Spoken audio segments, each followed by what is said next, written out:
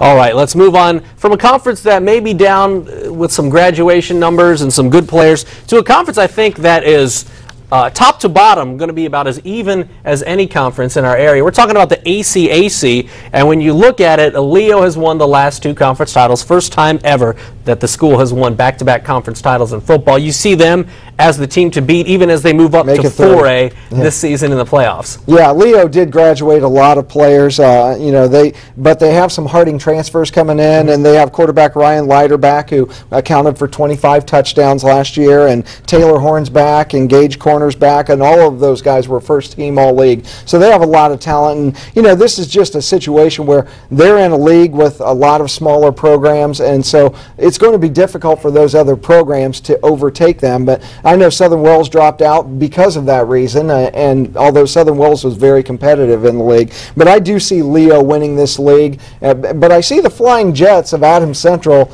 just making a run at them, and you never know, because they've got a building program, they've got a lot of momentum going, so you never know how these new faces at Leo will perform once the lights get turned on. Yeah, I think this is the most interesting conference because you could really predict almost any team in the top 3, because you take a look at what Adams Central has and Dalton Combs at quarterback. Right. Garrett is good every year. They've got Todd Fricke, who might be the best player in that conference. He's the fastest. Yeah, definitely. Yeah. South Adams had a great second half of last season. Woodland's going to get some 8 Harding transfers, and Sherwood Haydock is going to do good things. Bluffton's on the way up with Casey Kolkman, and I think Heritage is going to have a pretty decent season this year too. Well, with Bluffton, they doubled the number of players in the program. They had 30 come out for the team last year. They're up to 60. And, speaking of Woodland, Sherwood Haydock obviously knows how to coach winning football. He's changed everything out there, the mindset, the culture, the uniforms. They got silver pants and silver helmets, and so there's a lot of excitement out there.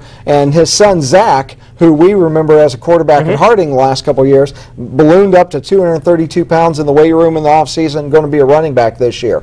And so Woodland's not going to be the Woodland of the last couple of years. I can guarantee you they're going to be competitive and knock some people around. So who do you think, after Adams Central at number 2, who would you put in your top 4 in your 3 and 4 slots? Because you could pick anybody. Well, you can draw a hat, but I think Garrett and Heritage are going to be number 3 and number 4. Garrett obviously has a very experienced coach, and Coach Fricke. I think this is his 31st year coaching, and they have the best playmaker in the league, arguably, in his son Todd, who I think he finished 8th in the state last year in the 100. Ran a 10.8 and it runs a 4.440. So when you have a great playmaker, an experienced coach, and some other pieces, you can do some damage. And then with Heritage, their defense has to be better than it was last year. It really struggled last year, but they've made it a priority in the offseason to focus on their defense and getting bigger, stronger, and faster. So I think the Patriots can make a step up. And the most intriguing game this week to me is Leo versus Norwell, because I think we get a chance to see, we saw in the playoffs a little bit, but we get a chance to see what Leo does without 4,000-yard rusher Connor Kasser after a team's had time to prepare for this, and Ryan Leiter will be at quarterback again.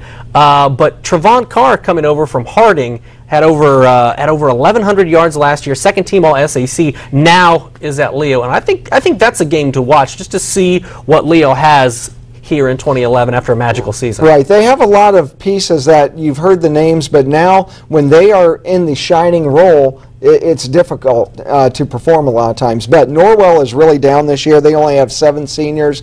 They're going to be a smaller, rely on speed type team, and I think Leo will end up pulling this one out with a little bit of breathing room.